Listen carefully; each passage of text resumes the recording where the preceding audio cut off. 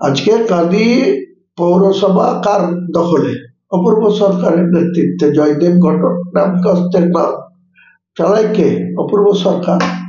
পঞ্চায়েত সমিতি চালায় কে? তার দাদা পার্থপ্রতিম সরকার। সে এমএলএ, তার সে ডিস্ট্রিক্ট প্রেসিডেন্ট, তো তার নেতৃত্বে ইউসুফ পাঠানের ভোটটা পরিচালনা হয়েছে। সেই ইউসুফ পাঠানের একটা ইলেকশন এজেন্ট নিয়োগ করেছে আবুল কালাম আজাদ চৌধুরী।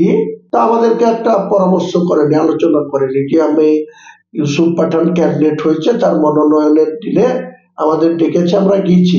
আমরা সেখানে গিয়ে দেখছি আমরা অন্ধকারে সেখানে ইউসুফ পাঠানের ইলেকশন এজেন্ট আবুল কালাম আজাদ চৌধুরী, তার মির্জাপুরে বাড়ি, সে রেজিনগর থেকে জেলা পরিষদের ইলেক্টেড, আর কোনো যোগ্য লোক ছিল না।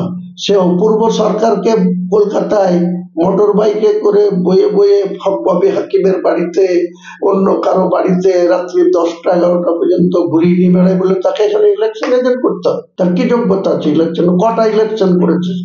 আমরা এতদিন ধরে ইলেকশন করছি, নিজে ইলেকশন করছি, নিজে ইলেকশন গ্রাম পঞ্চায়েত থেকে শুরু করে বহরমপুর পৌরসভা থেকে শুরু করে এমএলএ এমপিতে পর্যন্ত কন্টেস্ট করা হয়ে গেছে।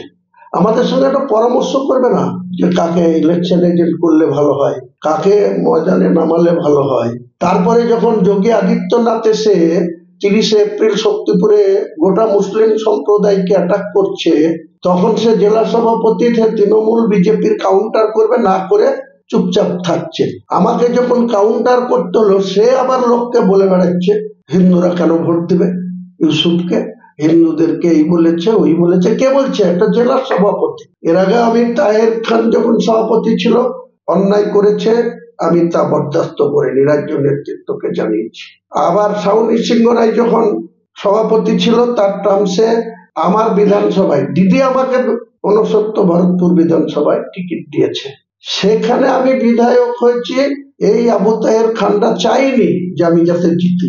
সমস্ত রকম কাটিবাজি, পিছন থেকে ছুরি মারা, আমি সবকিছুকে অতিক্রম করে হুমায়ুন কবিরকে মানুষ ভালোবাসে, তাই ওই সাব ডিভিশনের 4টে বিধায়ক, একটা 30,000 ভোটে জিতেছে খড়গ্রাম, একটা 2700 ভোটে জিতেছে, আর অপূর্ব সরকার 38,000 জিতেছে, আমি 43,583 ভোটে জিতেছি। আমি কারোর সাথে অন্যায় করি না, আর ন্যায্য কথা বলতে আমি কাউকে পরোয়া করি না।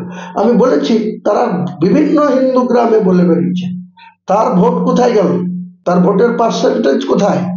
2021-এ মুর্শিদাবাদ জেলায় লিখে নেন, 22টা বিধানসভায় কন্টেস্ট করে তৃণমূলের ভোটের পার্সেন্টেজ ছিল 56%-এর উপর, প্রায় 57%।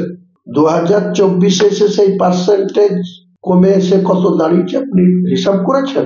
41%। 15% ভোট কোথায় গেল? এইসব অপদার্থ অযোগ্য ব্যক্তিত্ব, যারা উপরে একরকম ভেতরে একরকম, কারোর সাথে ম্যানেজ করে চলা। আমার প্রুফ আছে আমার কাছে যে তৃণমূলের জেলা সভাপতি নির্মল সাহার ছেলের সঙ্গে কথা বলছে, তার প্রুফ আছে। যেদিন দরকার হবে সেদিন দেবো। নির্মল সাহা রানিং ক্যান্ডিডেট বিজেপি। আমি যেটা বলি সোজা কথাই বলি। আর তারপরে ভোটের 13ই মে ভোট হয়ে গেছে, 7ই মে খলিলুর রহমান আর আবু তাহেরের, আর 13ই মে বহরমপুরে। তারপরে অধীর চৌধুরী কলকাতায় বলে এসছে আমি 100% জিতছি, আর এই অপূর্ব সরকার আর চেয়ারম্যান রবিউল আলম চৌধুরী লোককে বলে বেরিয়েছে যে অধীরই জিতবে, 50,000 ভোটে হলে অধীরই জিতবে। কত জায়গায় বলেছে, প্রুফ আছে, চ্যালেঞ্জ করুক, আমি সেই প্রুফ নেতৃত্বের সামনে দিয়ে দেবো। যে তারপরে 4 তারিখে বাংলা টুডে নাও।